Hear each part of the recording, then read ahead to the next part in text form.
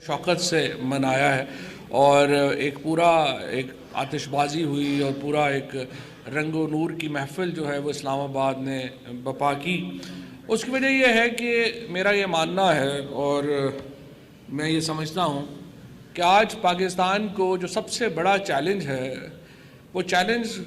बैरूनी चैलेंजेस होते रहते हैं, मुआशी चैलेंजेस होते रहते हैं, लेकिन असल चैलेंज हमारा ये है कि हमने कायद-ए-आज़म मोहम्मद अली जिन्ना का जो पाकिस्तान है उसको वापस कैसे लेना है, रिक्लेम कैसे करना है। बांग्लादेश में 25 दिसंबर को इशफाक साहब ने एक आर्टिकल लिखा है, बांग्लादेश की एक सबसे बड़ी अखबार में वो आर्टिकल छपा है। उन्होंने कहा है कि कायदा जो मोहम्मद अली जिन्ना थे वो पाकिस्तान बना रहे थे तो उनको पता नहीं था कि वो चाहते क्या हैं, पाकिस्तान का मतलब क्या होगा। ये बात बिल्कुल ही गलत है और जो ये सोच है जो हिंदुस्तान में कई राइटर्स ने ये बात लिखी है और बांग्लादेश में भी अब ये बात कुछ राइटर्स ने लिखी है, ये उस कन्फ्यूजन की वजह है जो ख़ुद पाकिस्तान की रियासत में हमने देखा है कि पाई जा रही है कि कायद-ए-आज़म मोहम्मद अली जिन्ना किस तरह का पाकिस्तान चाहते थे। कायद-ए-आज़म मोहम्मद अली जिन्ना जिस तरह का पाकिस्तान चाहते थे वो उन्होंने अपनी 3 जो बड़ी तकारीर हैं उनमें एक्सप्लेन कर दिया था। उनमें सबसे पहली तकरीर उन्होंने 11 अगस्त 1947 को की थी जो कॉन्स्टिट्यूएंट असम्बली से की थी। उसके बाद उन्होंने पाकिस्तान की जो उस वक़्त फ़ौज थी उससे जो ख़िताब किया था, जो उन्होंने फ़ौज से बात की थी और फिर उन्होंने ब्यूरोक्रेसी से बात की थी। ये 3 बड़े ऑर्गन्स के साथ जो कायद-ए-आज़म मोहम्मद अली जिन्ना ने गुफ्तगू की थी वो बुनियाद है हमारे नए पाकिस्तान जो उन्होंने बनाया था उसको समझने के लिए। और आज मैं समझता हूँ कि इमरान खान जिस पाकिस्तान को प्रोक्लेम करना चाहते हैं वो कायद-ए-आज़म मोहम्मद अली जिन्ना का वो पाकिस्तान है जो उन्होंने सोचा था। सबसे पहले तो ये कन्फ्यूजन बिल्कुल दूर कर लीजिए कि कायद-ए-आज़म कोई मजहबी रियासत चाहते थे। कायद-ए-आज़म पाकिस्तान को हरगिज़ एक मजहबी मुल्क के तौर के ऊपर नहीं देखते थे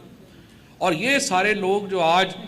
कायद-ए-आज़म के नाम के ऊपर पाकिस्तान के लोगों को बेवकूफ़ बना रहे हैं कि इस्लामी मुल्क का मतलब शायद मजहबी मुल्क था, ये कतई तौर पे ऐसा नहीं था। कायद-ए-आज़म का तो जो जिस किस्म के वो स्टाइलिश आदमी थे, जो उनका लाइफ स्टाइल था, जो अल्लामा इकबाल का लाइफ स्टाइल था, वो तो बिल्कुल भी ये लोग जो आजकल कायद-ए-आज़म की बातें करके पाकिस्तान को एक पसमानदा बैकवर्ड मुल्क बनाना चाहते हैं उससे मिलता जुलता नहीं था। कायद-ए-आज़म अपने दौर के एक बड़े मॉडर्न, प्रोग्रेसिव, फॉरवर्ड लुकिंग आदमी थे और इस तरह से अल्लामा इकबाल भी। तो इन कायदीन ने क्यों ये फ़ैसला किया कि पाकिस्तान होना चाहिए, मुसलमानों का एक मुल्क होना चाहिए? वो इसलिए फ़ैसला किया कि जो सियासत थी हिंदुस्तान की उसको वो देख रहे थे और उनको लग रहा था कि एक एक्सट्रीमिज़म यहाँ पे जब भी जमहूरियत आएगी तो यहाँ पे जो एक हिंदू मेजॉरिटी है उसकी क़यादत ऐसे लोगों के हाथ में चली जाएगी जो अक़लियतों का जीना दो भर कर देंगे। और आज हम हिंदुस्तान में देख रहे हैं कि किस तरीके से नरेंद्र मोदी और भारतीय जनता पार्टी ने मुसलमानों का जीना वहाँ पे दो भर कर दिया है। अक़लियतों का आज न्यूयॉर्क टाइम्स का जो फ्रंट पेज है उसमें हिंदुस्तान में जो मसीही मिनॉरिटी है उसके साथ जो हो रहा है वो आज न्यूयॉर्क टाइम्स के फ्रंट पेज पे मुसलमानों के साथ जो वहाँ पे हो रहा है वो तो एक न्यू नॉर्मल हो गया। वहाँ पे लिंच, हमारे यहाँ ये सियालकोट में इंसिडेंट हुआ एक लिंचिंग का, एक जो वहाँ पे जान गई एक मासूम शहरी की, आपने देखा पूरा पाकिस्तान इकट्ठा हो गया और पूरे पाकिस्तान ने उस इक़दाम की मज़म्मत की। हिंदुस्तान में मुसलमानों के साथ ये रोज़ हो रहा है और किसी के कान पे जूं नहीं रेंग रही। ये वो हिंदुस्तान था तो हमें कायद-ए-आज़म मोहम्मद अली जिन्ना और जो पाकिस्तान की जो अकाबरीन है और मुशायरीन हैं जो 1947 में 1940 से 47 तक जिन्होंने पाकिस्तान के क़याम के लिए जदोजहद की, हमें उसके विजन की दाद देनी चाहिए। अल्लामा इकबाल के विजन की दाद देनी चाहिए कि जिन्होंने इतना साल पहले ये कंसीव कर लिया था कि जो मेजॉरिटी होगी और ब्रूटल मेजॉरिटी होगी वो क्या सलूक करेगी। तो उन्होंने एक सियासी एक नेशन स्टेट क्रिएट की जिसको हम पाकिस्तान कहते हैं। और इनका नेशन स्टेट क्रिएट करने का क्या मतलब था? नेशन स्टेट क्रिएट करने का मतलब ये था कि हम मुसलमानों को एक ऐसी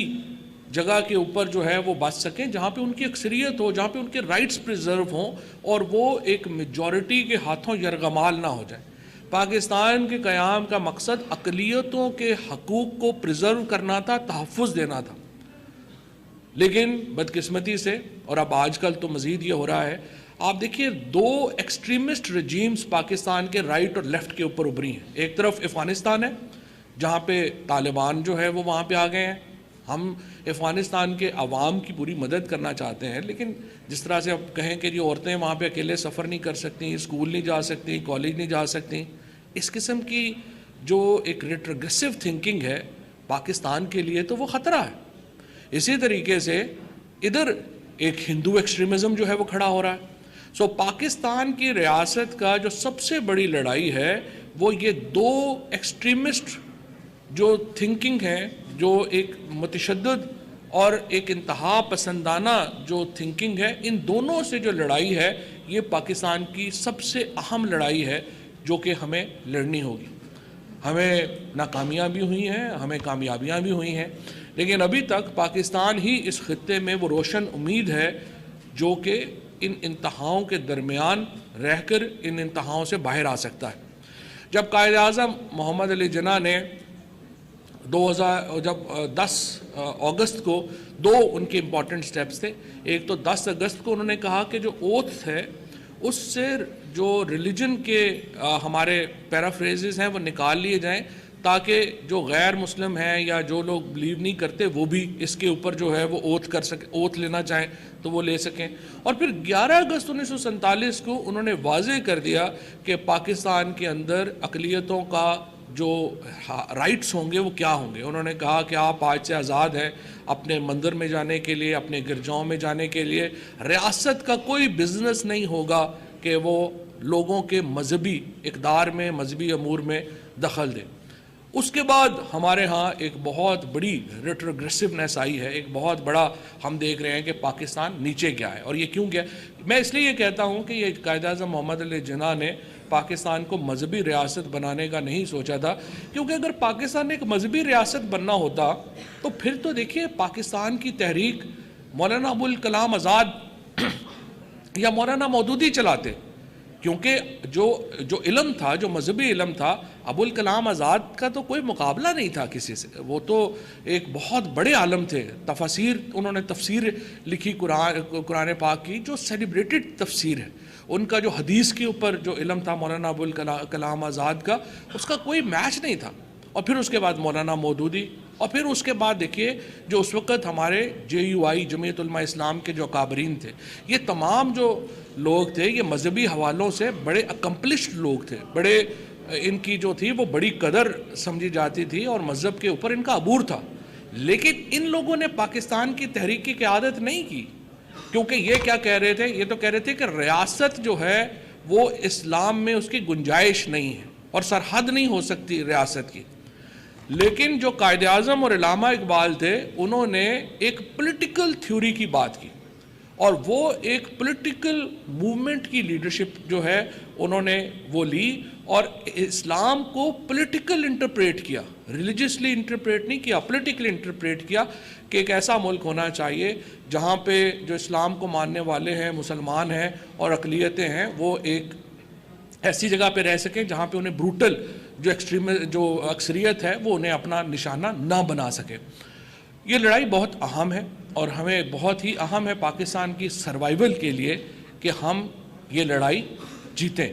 اور اس لڑائی کے باہر آنے کے بعد ہی پاکستان اور کوئی بھی ملک آگے جا سکتا ہے۔ آپ دیکھ رہے ہیں کہ کس طریقے سے ہندوستان اب نیچے جانا شروع ہوا ہے۔ نریندر مودی کی حکومت کے دوران ہندوستان کے تمام، چاہے وہ ان کا اکانومی ہو، چاہے ان کی فارن پالیسی ہو، تمام نیچے جانا شروع ہو گئی ہے، کیونکہ وہ وہاں پہ ایک مذہبی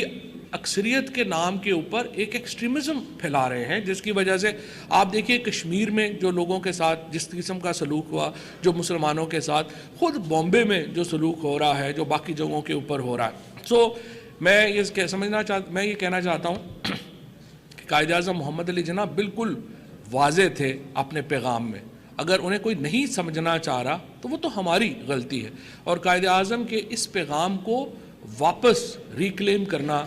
قائد اعظم کے اس خواب کو ریکلیم کرنا ہی سب سے بڑی جنگ ہے اور سب سے اہم ہوگا انشاءاللہ پاکستان کے لیے. میں ایک دفعہ پھر آپ لوگوں کا شکریہ ادا کرتا ہوں جنہوں نے آج یہ ڈیمپ کی یہ جو محفل سجائی, اور ہمیں ایک ایسی